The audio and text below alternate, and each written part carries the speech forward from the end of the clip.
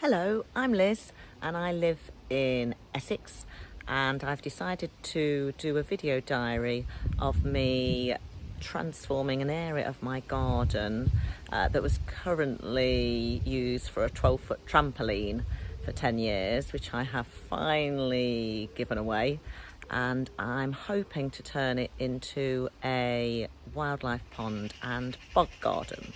So I will show you my adventure as we go along throughout the year. Thanks. So a gardener's dream, a bare patch of ground that I can start playing with very soon. It's August 2022, so it's been very dry for so long. So some of these plants I know will be difficult to move, but that's my sort of first job. I've just got to move some of these perimeter plants. It's about 200 square feet to give you an idea.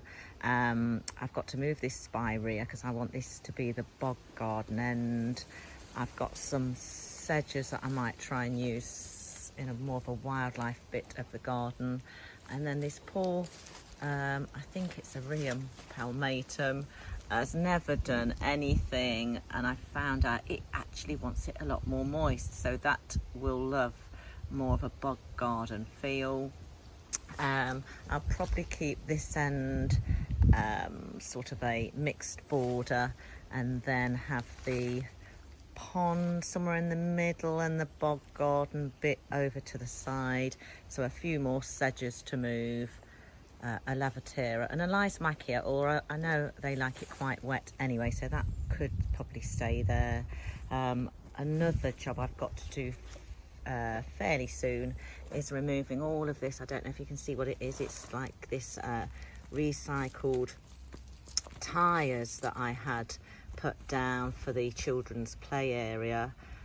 So whether I can use that at the bottom when you dig out the bog garden, and then you put the liner, and I think then you pierce with holes. I've been reading about it. Maybe I could put that down as well. So they're the first few jobs anyway. I'll show you how I get on. I've roughly done the bog garden area, just marking it out ready for digging. Whether I'll do it or I might get someone else to do it. I want to leave a bit of a path round so I can easily get to the bog garden, and then I'm going to have a wildlife pond in the middle that I've sort of marked out. So this sort of shape, something a bit like that, just so there's a bit of a gap, something a bit like that. And then I'll probably have like a shallow pebble beach end here. So I might have to change it slightly just so that I can sort of walk round, so I can easily access the bog garden and I can get to the pond. Okay, I will show you the next stage soon. It is September the 11th, and I have got the bog garden area all dug out. I'll be honest, I didn't do it. 3 men came to do it for me. So this is going to be the bog garden. So a lot of this soil here is going to come back in once I've lined it, and then I've just neatened all this bit up and gone down another layer. So that's for the marginal plants, and then down an extra layer there, and then just in case it freezes over, I've gone down a little bit further. Here I've tried to create a sort of sloping edge, which is going to be like a pebble beach end, which is great for wildlife in case they fall in and they can't get out these deeper edges. I'll show you what I mean, because I did something similar on the main pond, which is quite a heavily stocked fish pond. So that sort of idea where it sort of slopes down and animals can get in and out. I think that's it. I will let you know what the latest is soon.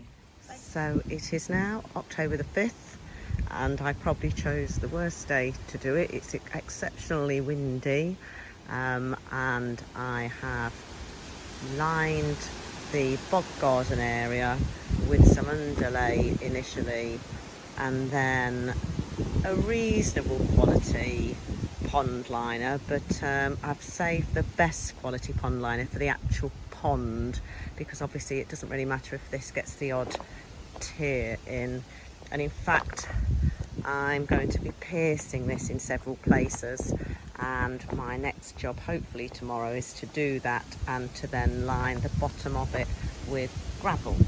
So that is the latest. Thanks. It's now October the 6th, and yesterday I finished piercing the pond liner, and today I've put 17 bags of gravel in the bottom, a few centimetres deep, because it then creates a reservoir. What you don't want in a bog garden is you don't want it to be stagnant and waterlogged, and the plants will then just rot. You want it sort of to stay damp and moist.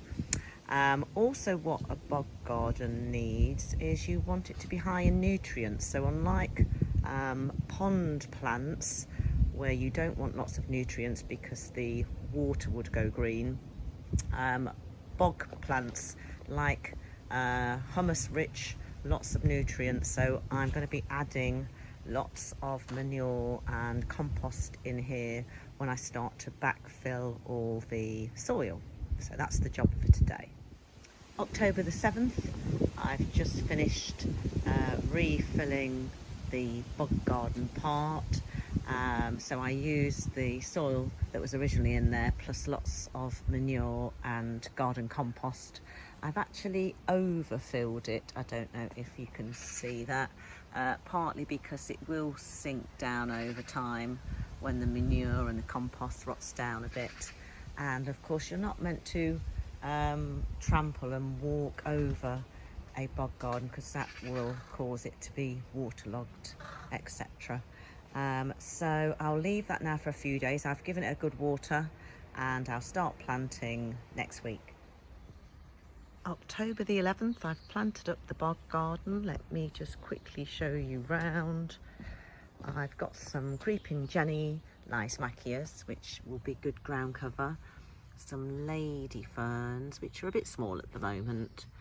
The ornamental rhubarb that was in a horrible dry bit of the garden already looks a lot happier.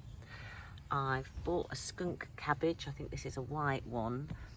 They're meant to be foul smelling. I've never had one before, so I just had to try one and see what that will be like.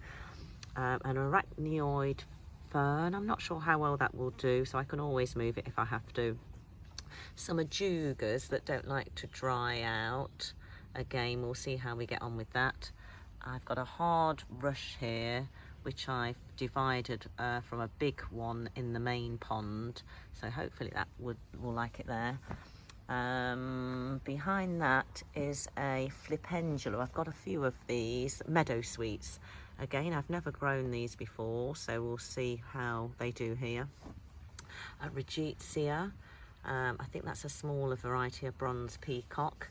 Some geum water avens, heart's tongue fern, another regetia there. Some hostas that will obviously love it in this damp area, but they may well get eaten.